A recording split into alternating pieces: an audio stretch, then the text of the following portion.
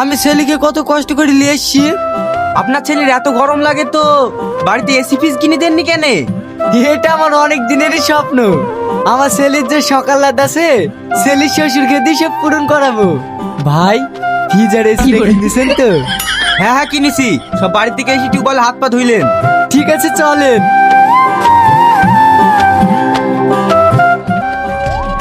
কি ব্যাপার, বাড়ি ফাঁকা ফাঁকা লাগছে?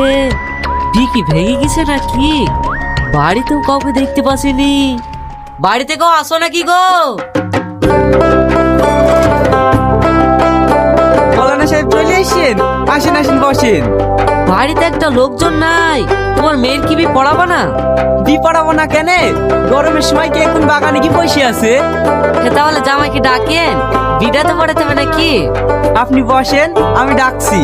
এই রমজান তাড়াতাড়ি জামাইকে ডেকে লাই তো, বিটা পড়ে দি। ঠিক আছে ছোটপ্পা। এই রাজেশ, মেয়ের ভিতর দিছি, দেনা পাওনা কি লিছে? সেরকম কিছুই লিছে না, একটা ফ্রিজার এসি। জামাই তো খুব বুদ্ধিমান রে, এই গরমে যেটা দরকার সেটাই লিছে। ছোটপ্পা জামাইকে খুঁজে পাওয়া যাচ্ছে না। খুঁজে পাওয়া যাচ্ছে না মানে? জামাই আবার কোথায় গেল? সবাই বলছিল বাগানে বসেছিল, তারপর থেকে আর খুঁজে পাওয়া যাচ্ছে না। চদিনই দেখি কোথায় গেল।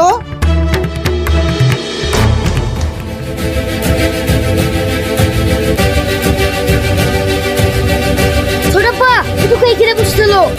এইখানে ছিল তো, গেল কোথায়? জামাই জামাই ছোটপ্পা তোকে এদিকে আসো, এ দেখো জামাই পানিতে। জামাই তুমি পানিতে কি করছো গো? আব্বা খুব গরম লাগছে, তার লেগে আমি গলা চুপড়ি বসে আছি। এই ছেলে বলছে কি রে, পৃথিবীর সব গরম কি তোমাকে ঢেলে দিয়েছে নাকি? তাই গলা চুপড়ি বসে আসো, ওঠো শিগগিরি। না আব্বা আমি উঠবো না, পানিতে দেখতে আমার খুব ভালো লাগছে। কিন্তু দেখছি আমার মান সম্মান সব শেষ করে দেবে। মৌলানা বিপণের লেগে বসে আছে। তা আমি কি করবো? মৌলানা কি পুকুরের পানিতে বিপরণ লেগে নিয়ে আসে? মৌলানা কোনোদিন এই পুকুরের পানিতে বিপড়াতে আসে?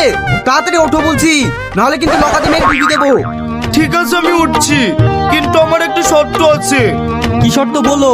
বিপরণের সময় সব সময় আমার মাথায় পানি ঢালতে হবে, না হলে আমি কিন্তু কবুল বলবো না।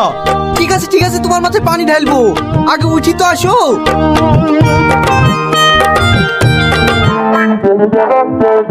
মৌলানা সাহেব এবার বিপড়ান। তো পড়াবো, জামাইয়ের আবার কি হইলো? মাথায় পানি ঢালছো কেনে? জামাই গরম সহ্য করতে পারে না তো, তার লেগে মাথায় পানি ঢালছি। এইভাবে পানি ঢাললে কোনোদিন বিপড়ানো হয়? 8 ঘন্টা বন্ধ রাখো।